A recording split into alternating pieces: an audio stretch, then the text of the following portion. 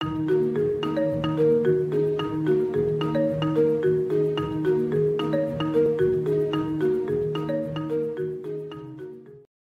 मित्रों, पुनः आज हम आप चर्चा करेंगे बौद्धिक आतंकवाद पे। इस विषय के पुनरावृत्ति की आवश्यकता इसलिए पड़ी कि आज हिंदुस्तान के एक तथाकथित बहुत बड़े इतिहासकार ने गुजराती संस्कृत को लेकर के ट्वीट के ऊपर एक कटाक्ष किया।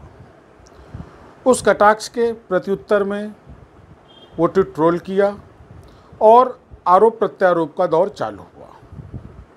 मित्रों, बड़ा गंभीर विषय है कि जो देश अपनी भिन्न भिन्न संस्कृतियों के लिए जाना जाता हो, हर प्रदेश की अपनी एक संस्कृति है, अपनी एक व्यवस्था है। प्रदेशों में रहने वाले वहाँ के स्थायी नागरिकों का अपना एक कल्चर है, उनकी अपनी लाइफ स्टाइल है। उसमें किसी को कटाक्ष करने की ज़रूरत क्या, परंतु नहीं, इन तथाकथित इतिहासकारों को टिप्पणियाँ इसलिए करनी हैं क्योंकि ये बौद्धिक आतंकवादी हैं। इनको अपने को मीडिया में सुर्खियों में रखने के लिए कुछ ना कुछ ऐसा अनर्गल कहना है, सुनना है कि जिसको लेकर के एक विवाद उत्पन्न हो।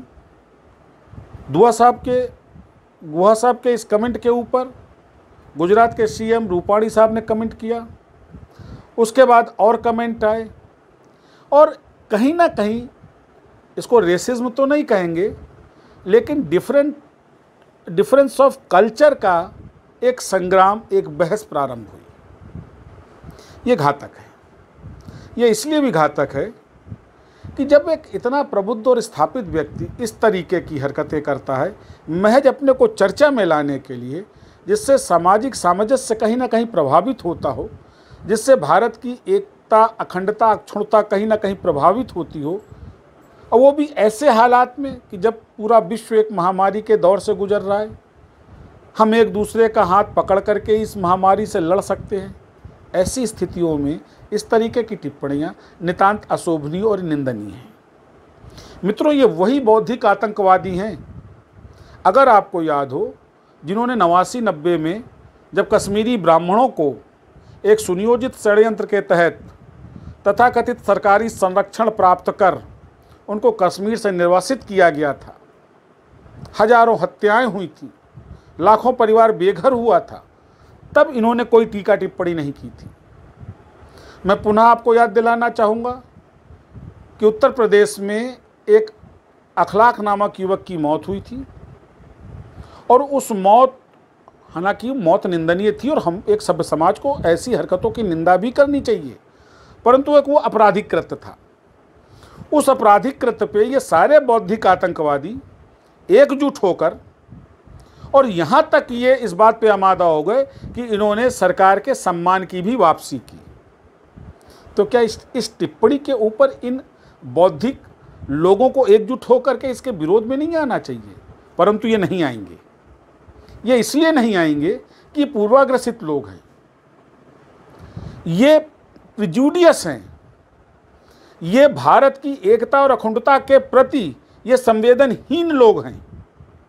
दुर्भाग्य से ये बौद्धिक हैं, परंतु हकीकत क्या है कि इनका केवल एक सूत्री कार्यक्रम है कि विरोध के लिए विरोध करना।